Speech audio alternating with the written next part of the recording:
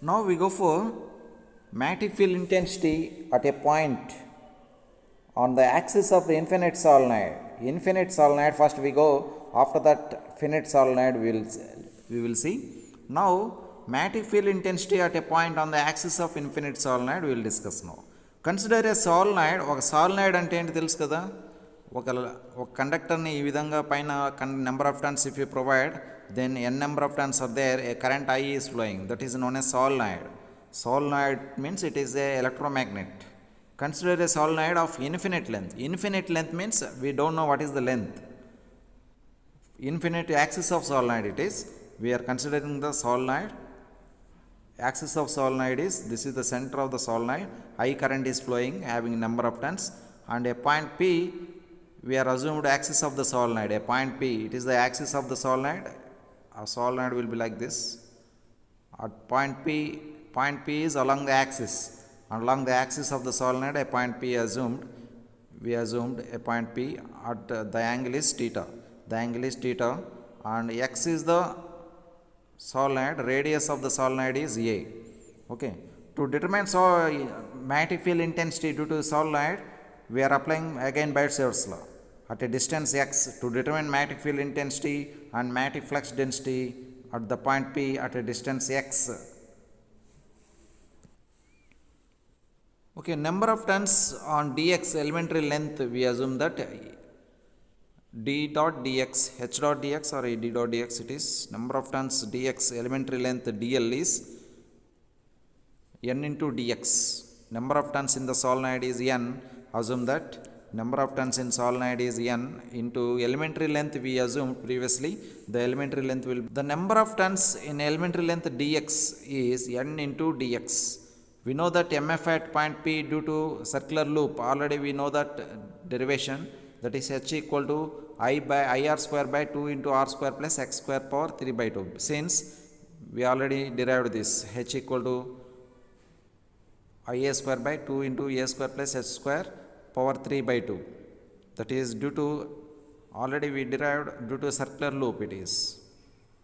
From the figure, you can see the figure. The figure is like this. From the figure, it is a pi minus theta.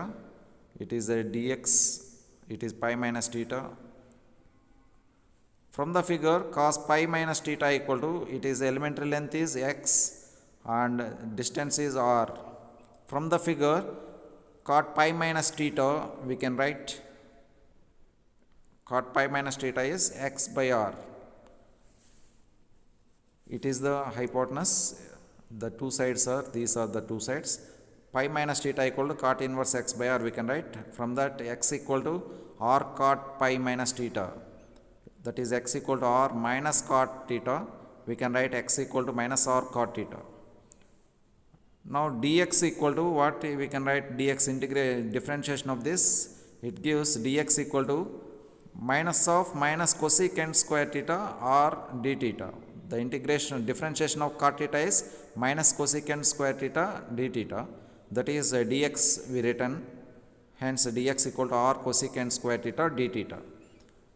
Okay.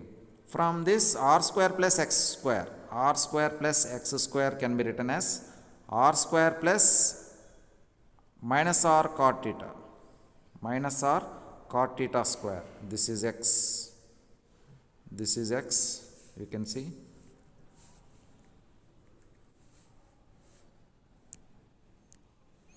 R square plus x square equal to ఏమవుతుంది? R square plus minus r cot theta square.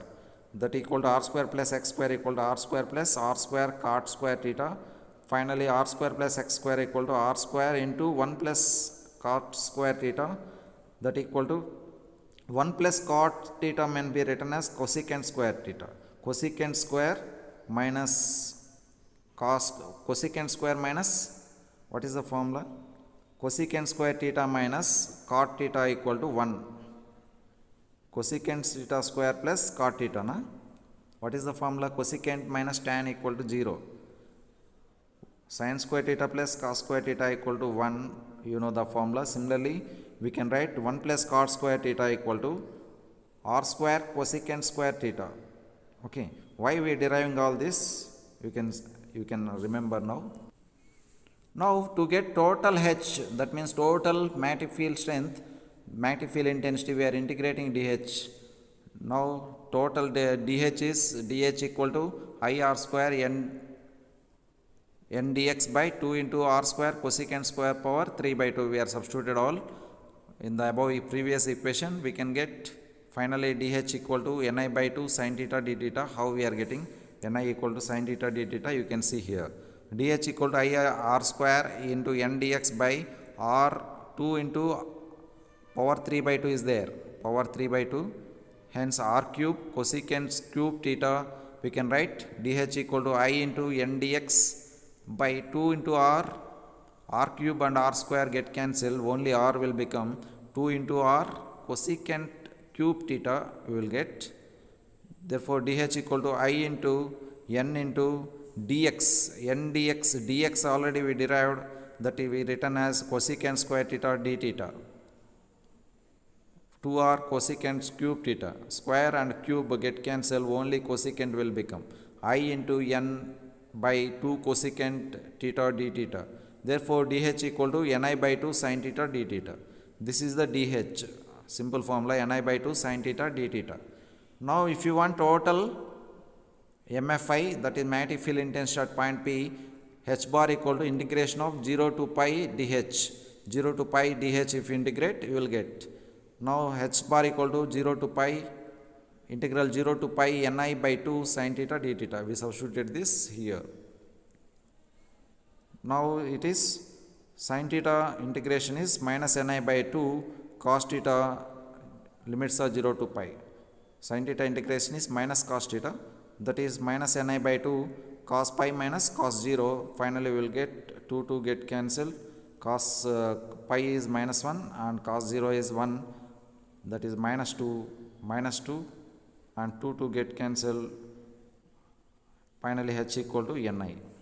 That is the total magnetic field. You studied that magnetic field intensity అని మీరు ముందు క్లాసులో చదివింటారు. H equal to ni అని చదివింటారు. ఎక్కడ మ్యాగ్నెటిక్స్లో కానీ ఫిజిక్స్లో కానీ ఎక్కడన్నా చదివింటారు. H equal to ni. Finally we got. Now the magnetic field intensity due to infinite solenoid H equal to plus ni it is.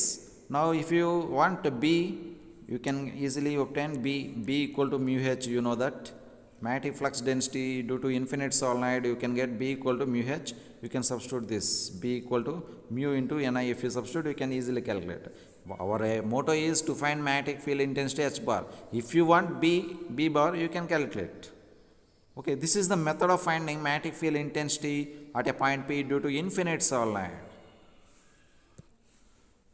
Now for finite solenoid, it is very simple. If you substitute theta 1 to theta 2 limits are, if you change, then you can get finite solenoid.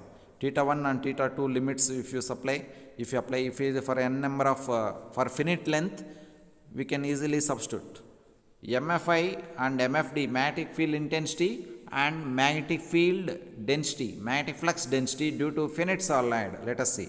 Let L is the finite solenoid, means L finite length will be there. L is the finite length, we assumed L is the finite length. A solenoid have finite length having number of turns are n, and I is the current flows through solenoid. You can get, let theta 1 and theta 2 are the angles made by the angles at point P. A point P is along the z-axis of solenoid. We know that for a infinite solenoid dH equal to ni by 2 sin theta. Already we derived previously. Now total MFI at point P is from theta 1 to theta 2. If you substitute, then you can get total magnetic field intensity. That is theta 1 to theta 2 ni by 2 sin theta d theta. That is ni by 2 integral 0 theta 1 to theta 2 sin theta d theta. Ni by 2 cos theta 2 minus cos theta 1 you will get. Therefore H bar equal to ni by 2 cos theta 1 minus cos theta 2 you will get. Here minus here we altered this cos theta 1 here, cos theta 2. The limits are theta 1 to theta 2. This is the formula for finite solenoid ampere turns per meter. Magnetic field intensity due to finite solenoid having current I, Ni by 2 cos theta 1 minus cos theta 2. ఒక సాలినాయిడ్లో పోయే current I అయితే length of the solenoid L అయితే what is the magnetic field intensity H bar? Ni by 2 cos theta 1 minus cos theta 2 ampere turns per meter. If you want B, you can calculate B equal to mu H formula by using that. If you want, if they were asked that MFD, find MFD due to a finite solenoid along the z-axis, then you have to derive up to here. If they want MFI, magnetic field intensity only, then you can derive up to now, up to this point you can derive. Are you understand this? Next we go for Ampere circuital law.